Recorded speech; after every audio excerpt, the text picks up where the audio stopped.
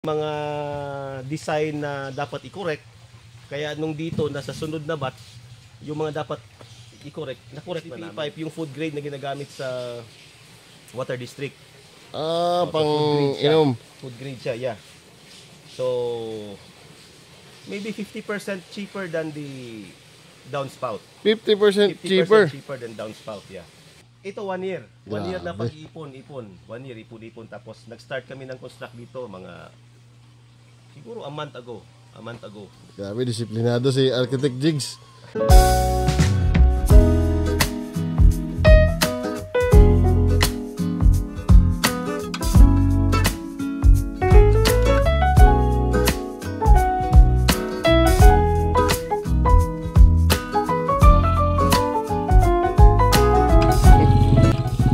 What's up mga kagulay? Kirby.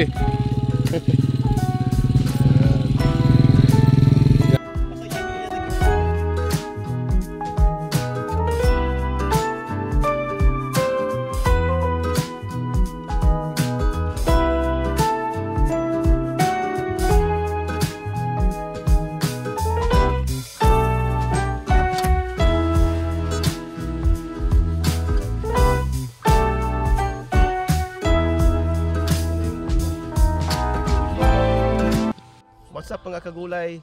Welcome to HydroPro Hydroponics Farm. Let's go, pasok tayo. Ayan. Kasama natin si Kirby. Si Sir Jigs.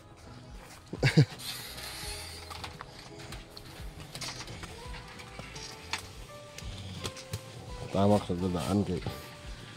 Ayan.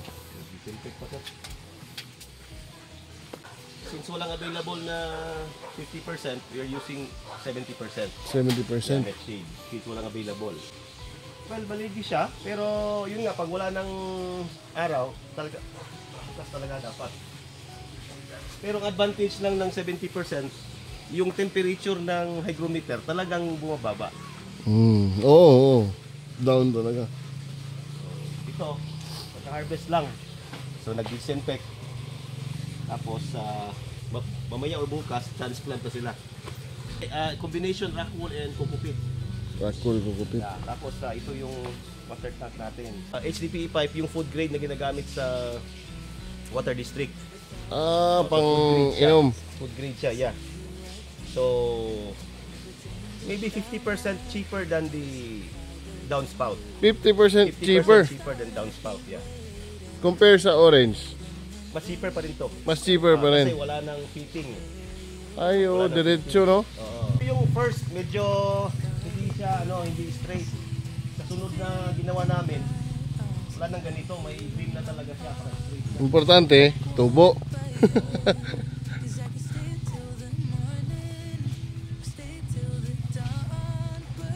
Maximus Romaine, Rice 1. Rice 1, malaki talaga. Ano? Be, kasada siya. Healthy, oh. Ang roots, hindi na matanggal eh. Okay na yan. Hindi na matanggal ang roots. Kamay, oh. Ito yung first dati, ito. Kumbaga, kumbaga, parang prototype muna. So may mga design na dapat i-correct. Kaya nung dito, nasa sunod na batch, yung mga dapat i-correct, na-correct na namin. O, tulad nito, may gutter. Oo. So, dito sa sunod, wala nang gutter. Yung mga na lang, mga fitting na kagad. Ang advantage ng ng may gutter, makikita mo yung flow na lumalabas. Makita mo yung dilig. Oo. Ang disadvantage lang, expose siya. Yung lumot. So kaya dito sa bago, wala nang gutter. Yung T at saka elbow na. Papunta na dun sa isang elbow T. tank. Sa dulo na butas. Okay. Doon na i-check. Grabe, Maximus, oh. Maximus and Tiberius. Nice one. I wanna be so much better whenever you're around. I wanna say something clever to get in your mind. 'Cause right now we're not together and I lose my way then. Oh, I feel so much better whenever you're around. Whenever you're around. ngayon may mga walk-in buyers. Usually walang information kasi bukas na to eh, may ano na, may road na. So mga ilang beses na pupunta dito, tapos may tumatawag yung ano ko dito, yung manager dito. So sige, basta naka-record lang. Tapos sine-check ko din sa CCTV. Talagang meron. So ito yung ano natin, munting greenhouse. So pagpasensya na niya, medyo may mga power tools kasi may ano dito konti. Kasama natin si Kirby, guys. Yan, supplier din ng lettuce sa Cagayan de Oro. Of, Grow Greens. Actually, kagrupo din sila. May grupo din sila dito sa Cagayan de Oro, which is Chada. Chada Hydroponics. Yan. Open naman yung ano natin, Facebook group, yung Chada Hydroponics CDO. Lahat ng members doon nandun. Pwede silang follow. Investors. Investors? Hindi ko alam paano natin gawin yun. Sa ngayon, wala pa. Actually, meron na. Meron nang gusto. Marami na. Gusto mag-invest lang. Lahat gusto mag-invest, gusto mag-join, gustong plug and play na mag-invest tapos gawa. Pero mahirap eh, dapat kung yung investor dapat you have to go through the same process talaga na from start. Oh, hindi pwede yung Same passion. same passion, oo. Dapat passion din. Tapos yung willing magkamali. Willing magkamali. Yeah, kumbaga Sir, may mali pa ba dyan? Eh, ganda-ganda na ng tubo niyan. hindi pa, continuous pa din yung yung learning natin. Okay. Tulad na nga nasabi ko dati, nung last time nag-meet tayo, learn muna bago earn. Kasi continuous. Walang perfect, walang master. Continuous talaga. Okay. Since growing yung demand ng hydroponically grown lettuce dito sa Cagayan de Oro and soon Northern Mindanao, kaya paunti-unti may konting expansion tayo. So kumbaga investment natin, pag may harvest, bili konti ng materyales hanggang sa mabuo siya. It took me a year to save, to buy materials, and ito, unti-unti na rin na nakadagdag ng yield natin. 1 year lang? Ito 1 year. 1 year na Grabe. pag-ipon. 1 year, ipon. Tapos nag-start kami ng construct dito mga siguro a month ago. Grabe, disiplinado si Architect Jigs.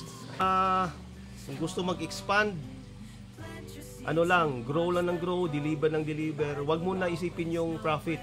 Supply muna. Pasok muna ng sales.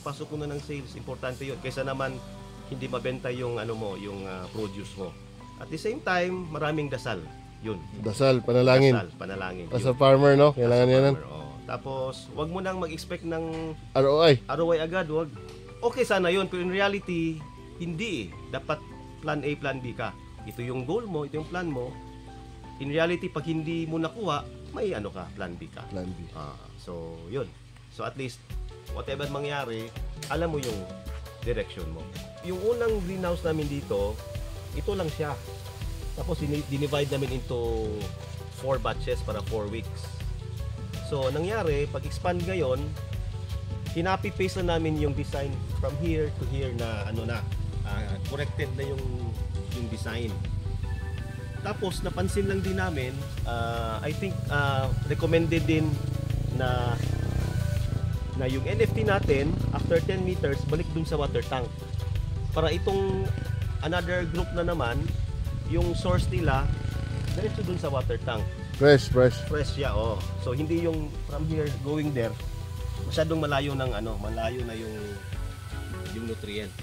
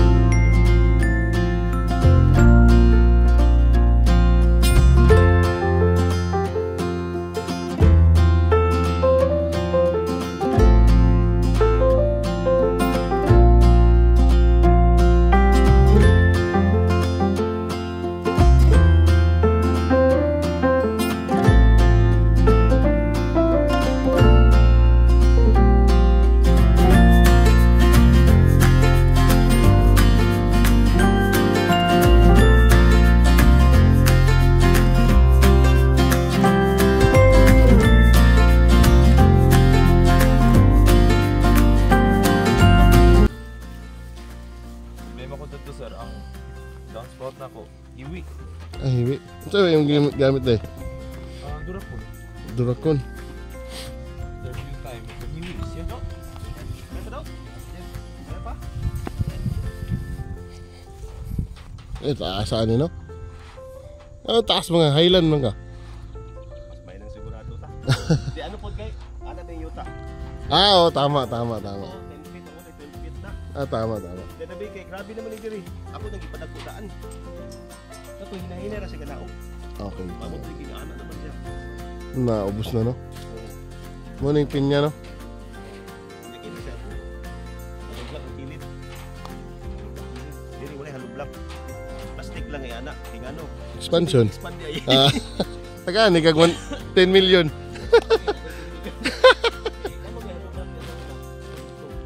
Pwede ka balak mo kuan easy peasy?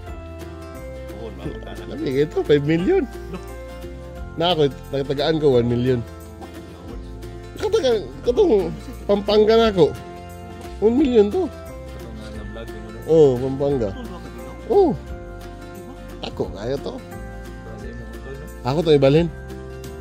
Father-in-law to na yuta. Nag-oigal ba ito gato? Wiggle war to tanan. Ito yung ano natin under construction na greenhouse expansion. We only using 1.5 inch diameter GI pipe with metal primer and then may aluminum paint. And then ito yung ano natin, design ng roofing. We have sawtooth design na roofing. So plastic siya at tapos dito sa gitna may net siya na vent for ventilation. So ang height nito nasa ano na nasa mga at least 12 feet. Dito, mga 12 feet na siya. Taas na no? Height niya. So sana matapos before the year end para sa 2024 may bago tayong Production. production Yun. for the increasing demand. Sana matapos natin.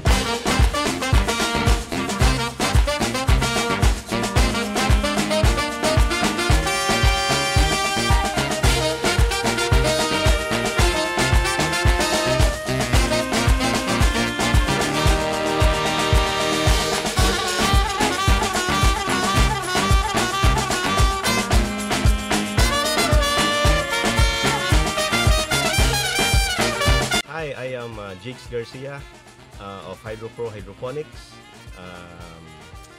If you want to visit our greenhouse farm, we are here in Lanisi, Claveria, Misamis Oriental. We are geographically situated 1,000 meters above sea level. It's only just 2 minutes away from the new resort, Hiraya. 2 minutes away, and then maybe 2 minutes before Don Narciso. Also, if you want to know and learn hydroponics, you can join our group, Chada Hydroponics. It is open to everybody. So, welcome ang lahat. Kaya join na kayo. Kita-kita tayo doon. So, visit na kayo dito. Okay, so see you next episode. Merry Christmas and Happy New Year. Yan, oh. Thank you guys.